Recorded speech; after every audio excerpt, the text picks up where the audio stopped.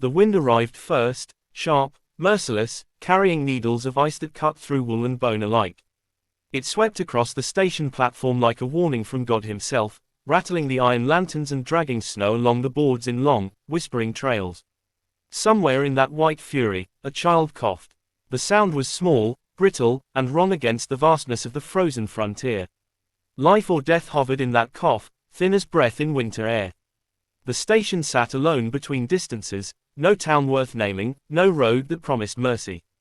Just a wooden platform, a coal shed, and the rails stretching east and west like scars carved into the land. Christmas Day had come quietly here, without hymns or bells, only the low moan of wind and the slow drift of snow burying yesterday's footprint. Ethan Cole stood at the far end of the platform, shoulders squared against the cold, hat pulled low. He had wrapped his scarf twice around his neck, the wool thick and frayed, darkened by years of dust, sweat, and smoke. It had once been red. Now it was the color of old blood. He watched the horizon, where the tracks vanished into white nothingness, as if expecting the past to come riding in on steel wheels. Ethan was a rancher, or what passed for one now.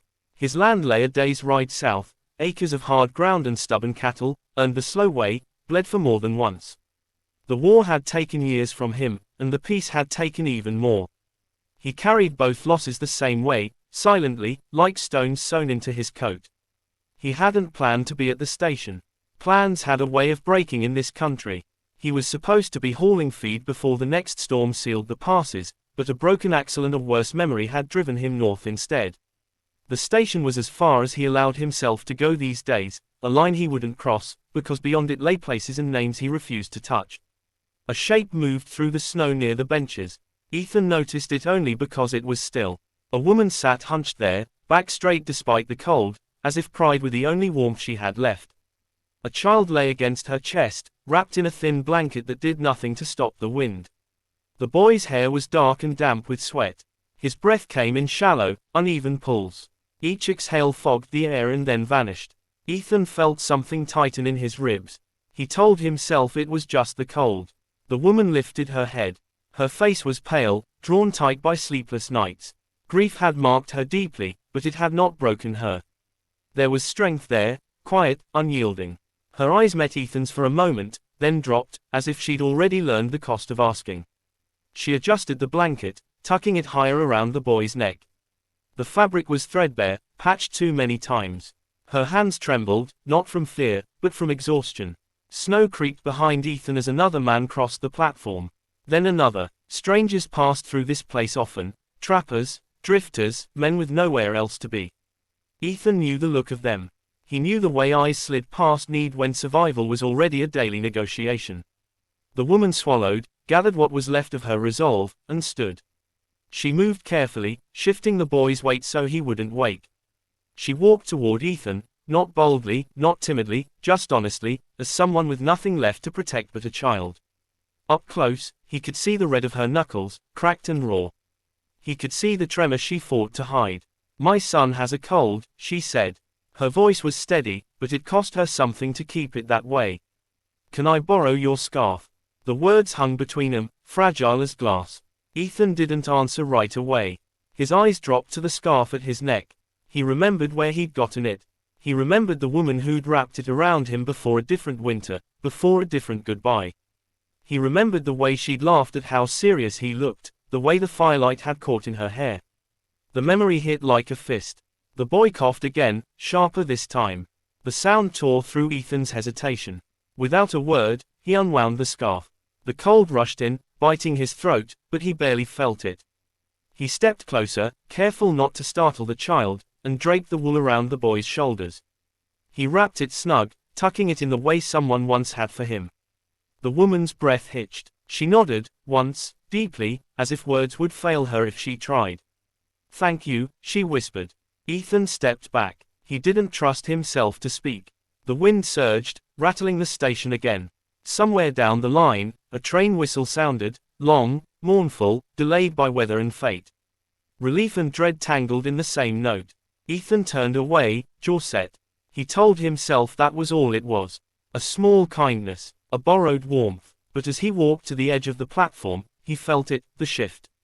As if something old and restless had lifted its head at last. The storm was coming. And it wasn't just snow. The storm swallowed the tracks before the train arrived.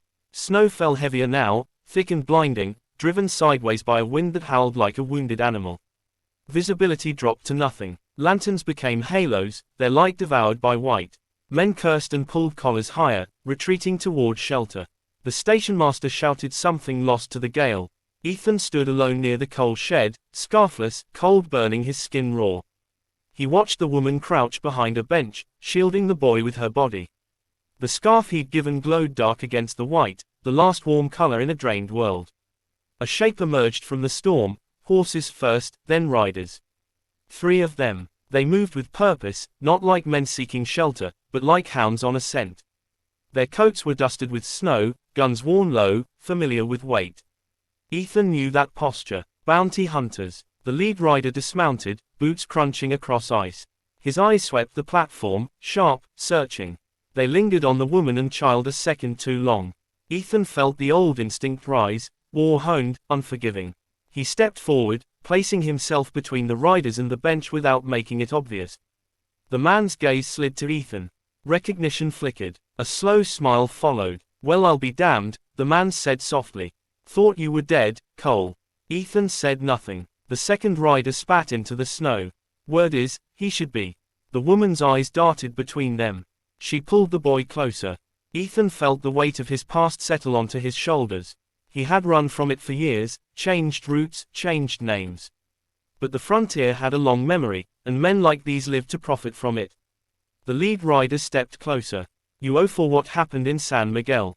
Ethan's jaw tightened. San Miguel. Burned adobe. Screams. Orders that never should have been given.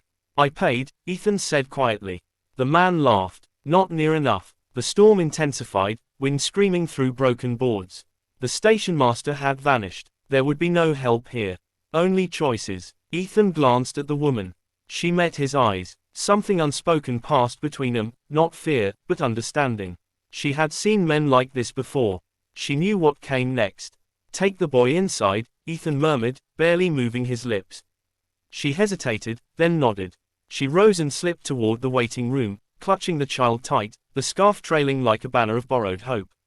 The bounty hunter noticed. "That yours?" "No," Ethan said. "They've got nothing to do with this." "Funny," the man replied. "Everyone's got something to do with it." The first punch came fast. Ethan took it, stumbled, then moved.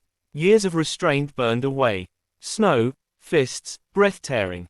A gun went off, wild, loud, useless in the wind. Ethan slammed the man into a post. Wood cracked. The second hunter grabbed him from behind. Ethan drove an elbow back, felt ribs give. Pain flared, sharp and bright. The third man circled, knife out, eyes gleaming. Inside the waiting room, the boy cried weakly. The sound cut deeper than any blade. Ethan ended it fast. When it was over, 2 men lay groaning in the snow. The third did not move. Blood steamed on ice. Ethan stood shaking, breath ragged. He knew what this meant.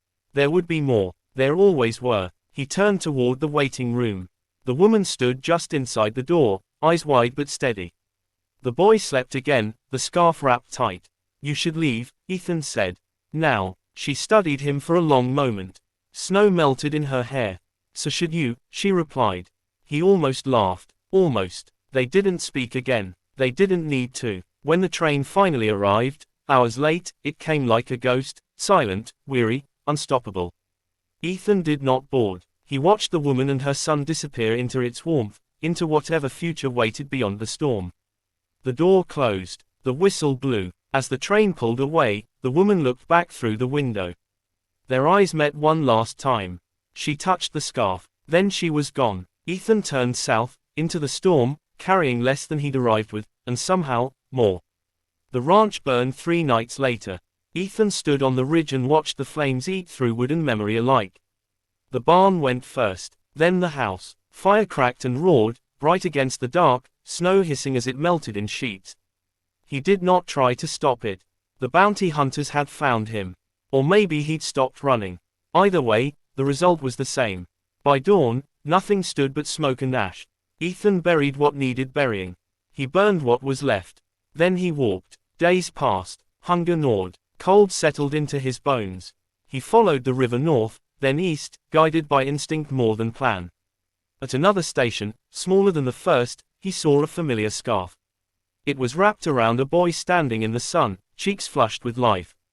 The woman stood behind him, hands on his shoulders. She looked up. Recognition bloomed. Relief. Something gentler. Ethan stopped a dozen paces away. He did not step closer. The woman smiled, not wide, not dramatic. Just enough. The boy waved. Ethan lifted a hand in return. He did not stay. He did not ask for anything back. Some gifts were meant to keep moving.